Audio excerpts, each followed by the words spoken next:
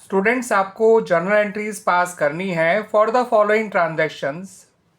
और ये ट्रांजैक्शंस जो हैं कुछ इस तरह से हैं। अप्रैल 1 को यानी अप्रैल 1 2025 को जो पहली ट्रांजैक्शन दे रखी है वो ये है, paid repairing charges on existing machineries ₹1000।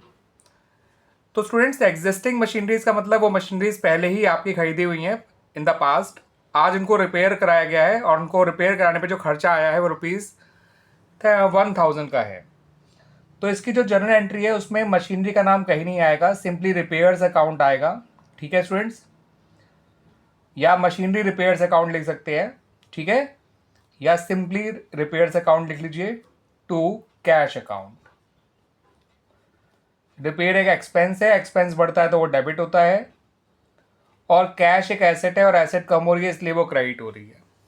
ठीक है स्टूडेंट्स, अगली ट्रांजैक्शन है purchase a new machinery for 42,500।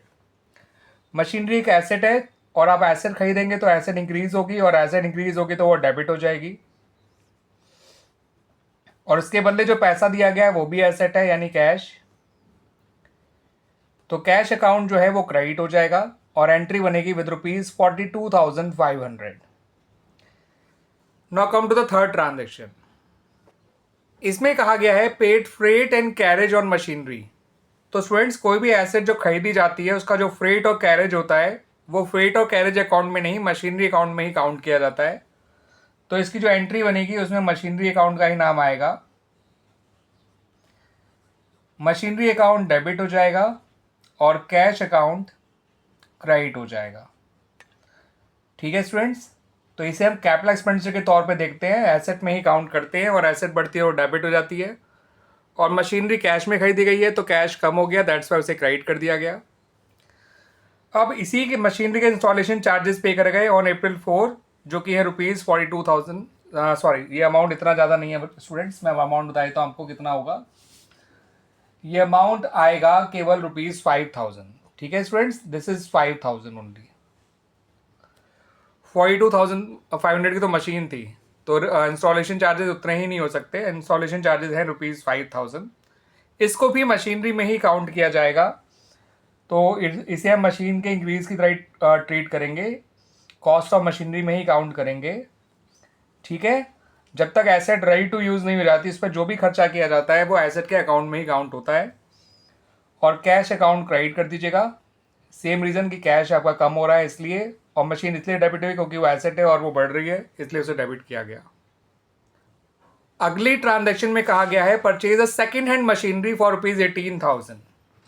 तो चाहे मशीनरी सेकंड हो या फर्स्ट हैंड हो, जब आप मशीन खरीदेंगे तो मशीनरी अकाउंट को ही डेबिट करेंगे। आप नरेशन में मेंशन कर दीजिएगा कि आपने सेकेंड हैंड मशीनरी खरीदी है, बाकी आपकी एंट्री में मशीनरी अकाउंट ही आएगा और कैश अकाउंट क्रेडिट हो जाएगा। जो एसेट बढ़ गई वो डेबिट, जो कम हो गई वो क्रेडिट। अब देखिए स्टूडेंट्स, अप्रैल 6 में इसी सेकेंड हैंड मशीनरी पे जो है रिपेयर कराया गया।